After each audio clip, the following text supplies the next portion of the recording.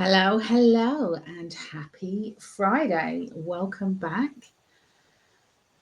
to my little live series. Now, for those of you who have been following along, you will know that I am coming back here today to report to you on my findings of the experimenting that I've been doing with Canva's brand new Magic Studio.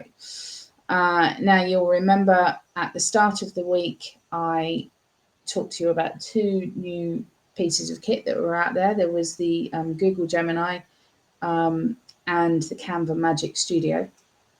Talked about them both a little bit, and to be honest, both of them were tools that held a lot of interest for me. But we decided on Wednesday, for those of you who joined, that we would pick the Canva Magic Studio to test. And that is what I have been doing since then.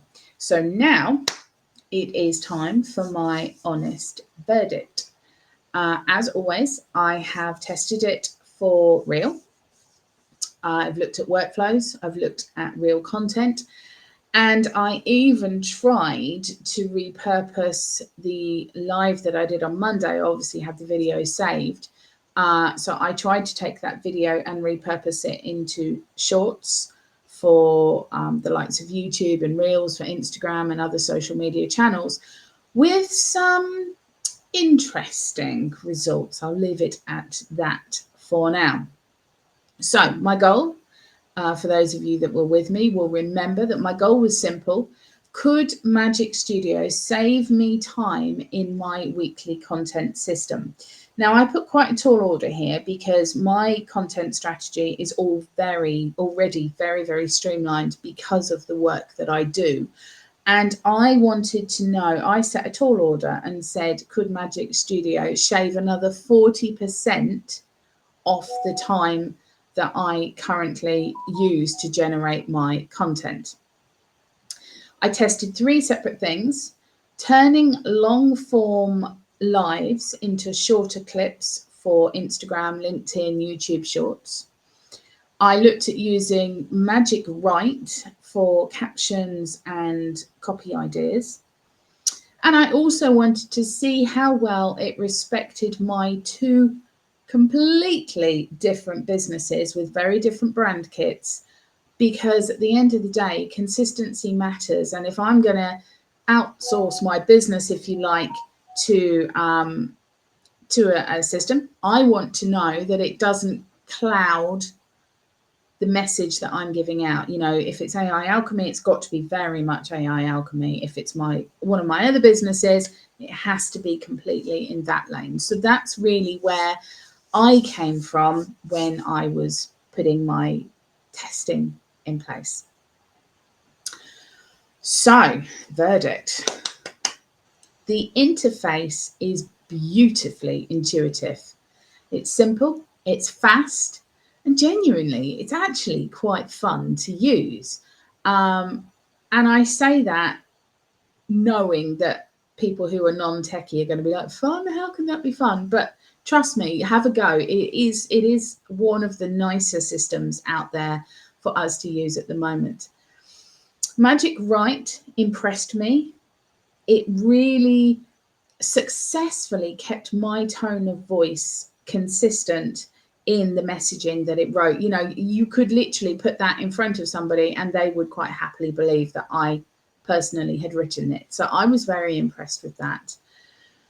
The brand kit integration was seamless. It automatically applied the black and gold color palette across the designs for AI Alchemy, and you know that worked really well. So for creators and entrepreneurs managing multiple platform content for one business, this feels like a genuine productivity boost.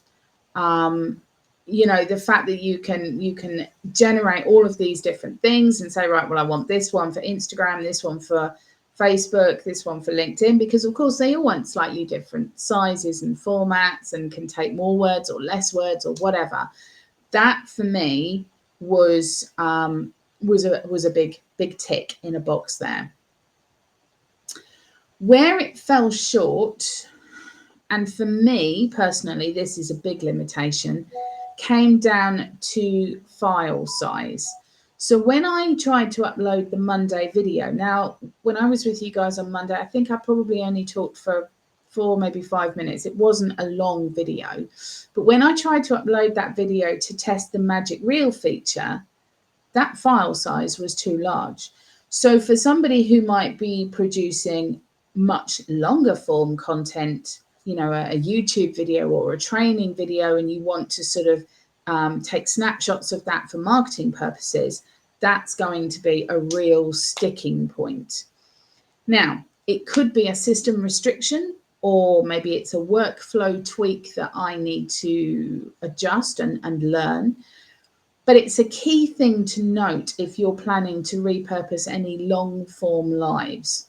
For short clips, it's brilliant. But for anything over 3 minutes, it really, really struggled. And to be honest, considering a short or a reel is sort of 59 seconds, you're not going to get a great deal of value out of this particular aspect right now, is my honest opinion. Overall, I'm going to give Canva Magic Studio an 8.5 out of 10. It's intuitive, it's powerful, and it's already changing how I build visual content. But it's not yet, and I say yet, it's not yet ready to replace dedicated video editors. But for day-to-day content creation, I would say it's a big tick. It's definitely a win for those of you who are looking for that kind of support. So honestly, I'm going to keep experimenting to see how far Magic Studio can stretch, especially when it comes to longer video workflows, because right now it's not where I personally need it to be. And I suspect those limitations would apply to a lot of you at this moment in time. Of course, I am going to be back next week with another deep dive into whatever is trending in the world of AI right now.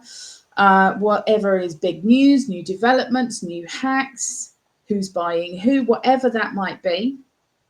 I will be back and we will be looking into all of the facts. But in the meantime, if you want to start building your own consistent visibility systems, the exact structure that ties all of this together beautifully, then check out my 30-day visibility pack. Now, once again, I am Rachel Arnold. I am the founder of AI Alchemy, and this has been AI News You Can Use. I will see you on Monday.